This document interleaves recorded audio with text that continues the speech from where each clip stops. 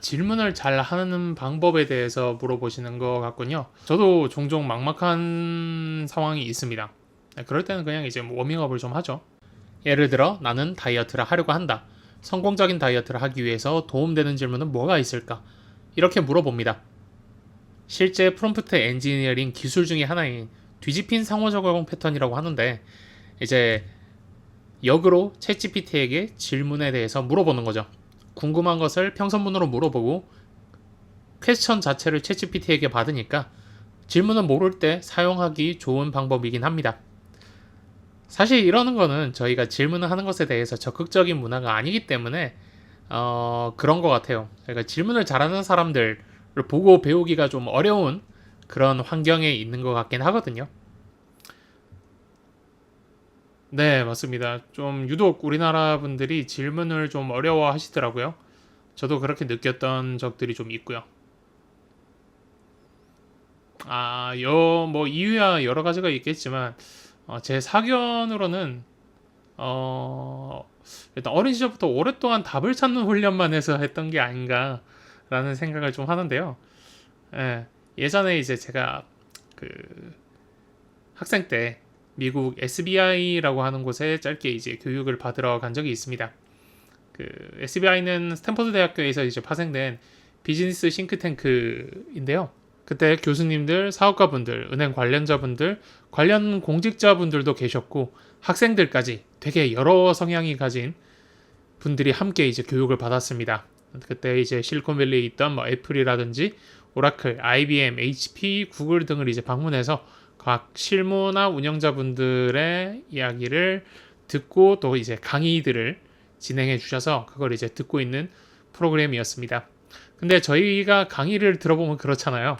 수업하는 분들 말고는 이제 굉장히 조용하고 수업하시는 분이 앞에서 얘기하는 대로 그냥 이제 고개 끄덕이면서 듣고 있는 그런 형식이었는데 어, 한 분이 굉장히 질문을 많이 이제 물어보시더라고요. 질문이 있는지를 많이 물어보시더라고요. 예, 왜냐면 저희가 이제 강의를 하면서 그렇게 질문을 하는 경우가 많이 없었거든요. 예, 중학교나 고등학교 때 혹은 대학교 때를 떠올려 보시면은 비슷한 느낌을 비슷한 느낌이라고 보시면 되실 텐데 질문 있는 사람 하고 이제 물었을 때 아무도 질문 안 하는 그 상황이요. 더군다나 한 10년 전쯤이니까 그런 분위기였습니다. 그 불편한 침묵의 시간. 이게 강의 동안에 몇 번 반복이 되니까 오히려 이제 그때 앞에서 강의하시던 한 연구원 분이 말씀을 하시더라고요. 이제 매번 느끼지만 왜 한국 분들은 질문이 없으시냐. 이제 그분이 저희 말고도 여러 한국 분들이 오셔서 강의를 좀 하셨나 봐요. 그런데 이제 그 상황에서도 제가 답을 못하고 있다가 한 사장님 한 분이 이렇게 손을 번쩍 드시더니 이렇게 얘기하셨습니다. 수업하시는 분의, 강의하시는 분의 이야기를 더 많이 듣기 위해서 저희가 듣고 있습니다. 라고 이렇게 말씀을 하셨거든요. 그때 이제 저는, 와, 저 정도 순발력은 있어야 사업하는구나. 이렇게 생각하고 그 상황에 대단한 명답이라고 생각했거든요. 그런데 이제 그 다음에 그 연구원분의 대답이 더 명답이었던 것 같습니다. 제 이야기를 더 많이 듣고 싶은 거였다면 더 많이 질문을 하셨어야 합니다. 라고 이렇게 말씀을 하셨어요. Must be more question 이라고 힘줘서 말했던 그 억양이 아직도 기억이 납니다. 좀 컬처 쇼크라고 하죠. 예, 충격을 좀 받았습니다. 사실 그때 저도 아무런 질문을 못했거든요.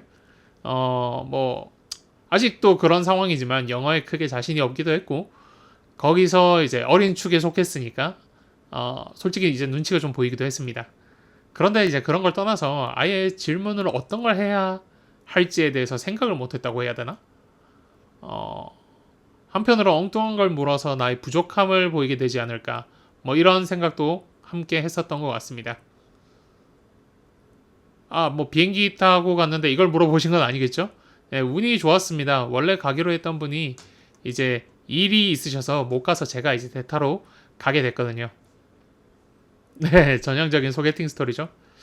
이어서 이야기를 드리자면 그 이후 이제 굉장히 오랫동안 생각을 했습니다. 그때 왜 나는 이제 질문을 하지 못했을까 하고요. 이유는 앞서서 뭐 다양하게 있겠죠. 네. 근데 답만을 찾는 훈련을 계속해서 그런 게 아닐까라는 생각이 이제 어느 순간 들더라고요. 많은 한국 학생분들이 저와 같은 과정을 겪으셨을 테지만 초등학교 6학년, 중학교 3학년, 고등학교 3학년 이렇게 12년간을 커리큘럼 속에서는 사실 대부분 질문을 받고 그에 대한 답을 찾는데 시간을 보내잖아요. 그리고 이제 우리나라에서 필수적인 교육 시스템의 이제 엔딩은 사실 수능이니까 그 수능은 또 정답을 많이 맞춘 사람에게 높은 등급을 주는 시스템이고요. 뭐 예를 들어서 황순원의 소나기의 화자의 시점은 1592년 조선시대에 일어난 전쟁은 어린 시절부터 이제 약 12년 정도를 그렇게 질문을 받는 것에 익숙하게 교육을 받아왔기 때문에 질문을 하는 법을 잘 모르는 건가? 이런 생각이 좀 들었습니다. 그때에는 이제 정답을 찾아내거나 외우거나 이 둘 중에 하나였거든요. 물론 그 교육 방식이 나쁘다고 이야기하는 건 절대 아닙니다. 개인적으로 수능의 가장 큰 장점 중에 하나는 각각의 학생들이 가진 지식을 정량화해서 보여줄 수 있는 점이라고 생각하거든요. 엄청난 장점이 있는 시스템이라고 생각합니다. 그래서 다만 이제 이 정량적인 것들이 놓치는 경우도 있다는 거죠. 세상사가 원래 장점이 있으면 단점도 있는 거잖아요. 교육하니까 생각나는 게 있네요. 제가 어린 시절에 이제 기억에 남는 문제가 하나 있는데요. 다음 중 이제 혀의 부위 중에서 쓴맛을 느끼는 부위는? 이라는 문제였습니다. 첫 번째가 혀의 안쪽, 두 번째가 혀의 바깥쪽, 세 번째가 혀의 중앙, 네 번째 혀의 끝부분 이런 식으로 사지선다형, 혹은 오지선다형 문제가 이렇게 나왔는데 이 문제의 답을 이제 혀의 뒷부분이라고 이야기하시는 분도 계실 거고 생각하시는 분도 계시겠죠. 그런 분들은 이제 꽤 오래전에 교과 과정을 마치신 분일 겁니다. 최근에는 이 내용을 전혀 안 배웁니다. 왜냐하면 이 기억하고 계시는 초등학교 혀 모양 맞지도는 과학적으로 틀렸다는 게 확인이 돼서 최근에 교과 과정에는 해당 내용 자체가 없습니다. 이 혀 맞지도 문제가 제 초등학생 때도 되게 단골로 나왔던 문제 중에 하나입니다. 근데 하루는 반에 이제 어떤 친구가 저 문제를 이제 보고는 실제로 혀의 여러 부분에다가 자기가 먹는 가루약 있죠? 그걸 가져다 대보더라고요. 근데 이제 자기는 전부 쓰다는 거예요. 저는 옆에 있다가 그건 아닌 것 같다 이렇게 얘기를 했죠. 저는 옆에서 그 친구에게 틀렸다. 너 틀렸다. 이렇게 얘기를 했습니다. 근데 이제 계속 우기니까 제 말을 이제 증명하려고 선생님한테 이제 쪼르르 달려가서 물어보기까지 했습니다. 네, 이제 고자질을 한 셈이죠. 당시 이제 그 선생님은 혀의 끝부분에도 다른 부분들에도 쓴맛을 느끼는 부분이 있다. 하지만 혀의 뒷부분에 가장 많이 쓴맛을 느끼는 게 있기 때문에 그렇게 느낀다. 이렇게 답변을 하셨습니다. 그 당시에 저는 제가 맞았다고 의기양양했지만 지금은 굉장히 부끄럽고 또 미안한 기억 중에 하나입니다. 투철한 실험 정신이랑 질문 정신을 가진 친구를 제 어린 시절 치기를 위해서 그냥 이겨 먹은 거죠.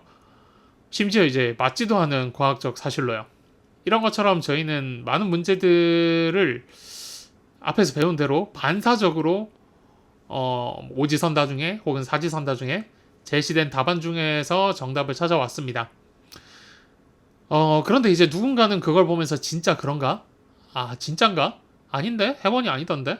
사실 혀 맞지도는 틀린 게 아닐까? 이러면서 새로운 질문들, 새로운 방법들을 찾아냅니다. 그리고 그런 분들이 혀 맞지도가 없다는 사실을 찾아낸 분들이겠죠. 제가 이야기하고자 하는 거는 이런 겁니다. 저희가 챗GPT를 사용하기 어려워하는 이유는 질문을 해보는 습관 형성이 아직 되지 않아서 혹은 좀 부족해서 그렇지 않나라고 생각을 하거든요. 방금 이제 질문해 주셨던 분이 자연스럽게 이제 챗GPT를 사용하기까지는 시간이 좀 걸릴 겁니다. 왜냐하면 이제 저희는 답을 찾는 훈련을 많이 해왔고 그것으로 인한 과실을 많이 얻어왔던 사람이고 또 되게 익숙한 사람이기도 하니까요. 질문을 찾아보는 방식은 사실 저희와 같은 교과 과정을 겪은 사람들에게는 좀 낯선 방식이 아닌가 생각이 됩니다. 그런데 앞으로는 좀 달라져야 하는 상황이라고 보긴 하거든요. 왜냐면 지금까지는 사실 질문을 찾아보는 방식을 좀 몰랐어도 큰 문제나 생산성의 차이가 그렇게 티가 나진 않았었는데 AI가 나타나면서 저희에게 계속 질문을 하고 있거든요. 무엇을 해야 하는지, 또 어떻게 해야 하는지를 묻고 왜 해야 하는지를 묻습니다.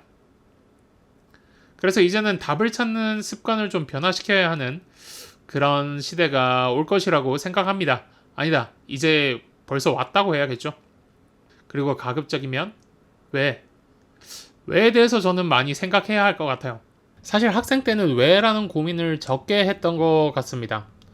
왜냐면 수능이라는 정량적인 지표에 관련이 없었던 경우가 많았으니까요.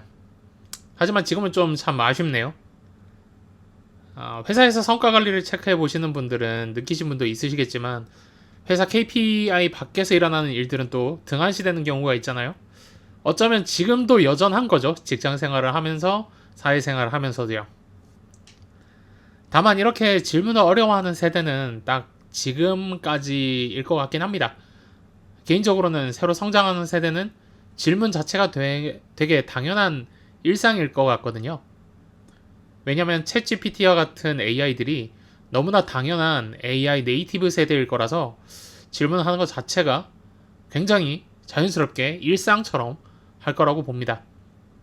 또 질문하는 사람만큼 빠르게 성장하는 사람도 없잖아요. 그래서 굉장히 기대가 됩니다. 새로 성장하는 세대에 엄청난 발전 속도가 기대가 되고 또 그 사람들과 함께 발을 맞추기 위해서 스스로에게 동기부여도 되고요. 그렇기 때문에 계속해서 프롬프트 엔지니어링 같은 걸 고민해보고 질문을 잘 못하더라도 GPT에게 계속 던져보는 것 같아요. 그게 제대로 된 질문이 아닐지라도 걱정할 필요가 있을까요? 올바르지 않은 답이 나올 수도 있죠. 환각 현상을 볼 수도 있고 내가 질문을 잘못했을 수도 있고요. 하지만 계속 시도하신다면 좋은 물음과 그에 맞는 좋은 대답을 받을 수도 있을 겁니다.